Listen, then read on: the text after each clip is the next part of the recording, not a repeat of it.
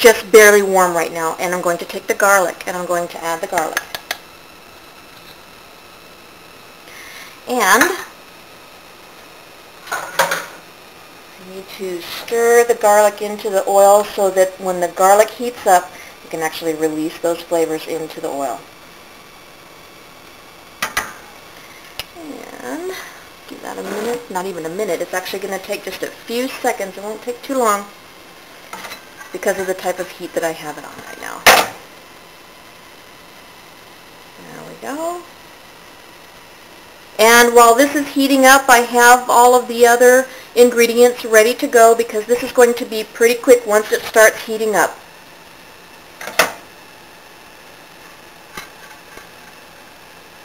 I like to smell it, and there it is. I smell it. It's released its flavor. Now, time for onion, the white onion. And you can hear how hot it is. It's not extremely hot.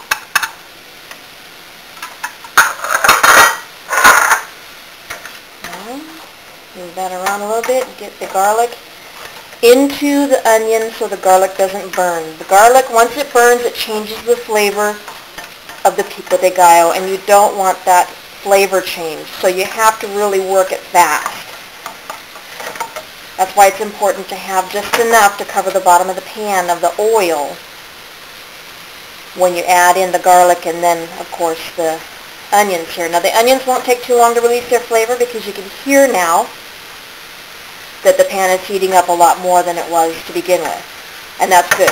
So this won't take too long to release, and we're not going to be burning, we being me and you watching, aren't going to be burning the garlic.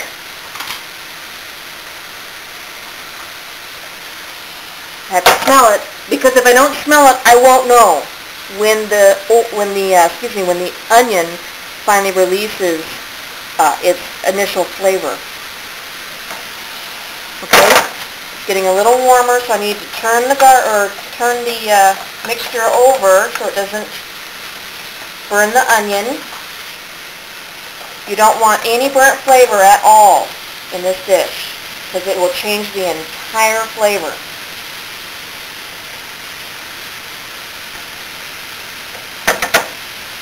Let that sit for a minute, not even a minute, a few seconds, a little bit more.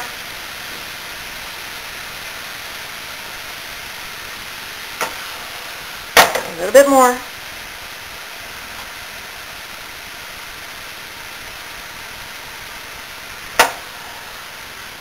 No, come on.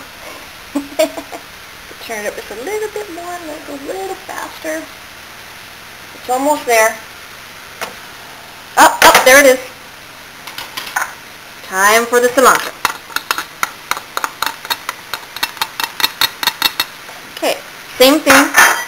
Turn it into the onions and the garlic. Cilantro releases its flavor extremely quickly. This process, or this part of making pico de gallo, is almost complete in a matter of not even a minute, maybe just a little past a minute if you're counting. Spread that out again a little bit, just because you want the flavor of the cilantro to fill in. You don't want it to be in little spots. You want it to fill in.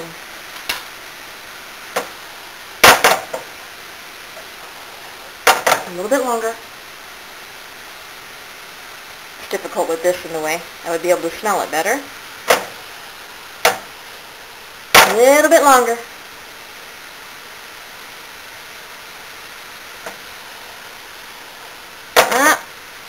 Give it just a few more seconds. Actually, I think I'm going to turn it one more time just to make sure that the flavors blend. Now in the restaurants, you'll hear those pans frying. But you know, those chefs are flying. You understand, they've got to hurry. So in the home here, it's going to take a little longer, and it won't sound exactly the same. But you're going to get very close to the same result as far as the flavor is concerned. And there it is. Turn it off immediately. No heat. Turn it off immediately. Because if you keep it going, it's going to change the flavor. You want to catch that flavor right at the beginning. And then you add the tomatoes. Tomatoes are very easy to release the flavor. They're acidic, that's why. You just work that tomato into the hot onions, hot garlic, and a little bit of warm cilantro. Now, what I do really quick here at this point, the pan is still warm.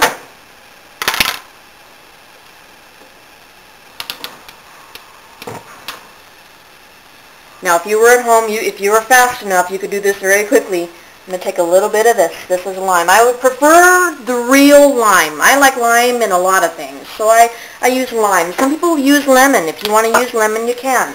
So for me, I'm adding lime. And I want that to mix through the flavors, including the tomato. They're both acidic fruits, tomato and lime. So they'll mix quite well. And I can already smell it. Turn that heat off. As soon as you smell it, turn that heat off, and you will be pleased with the Pico de Gallo results.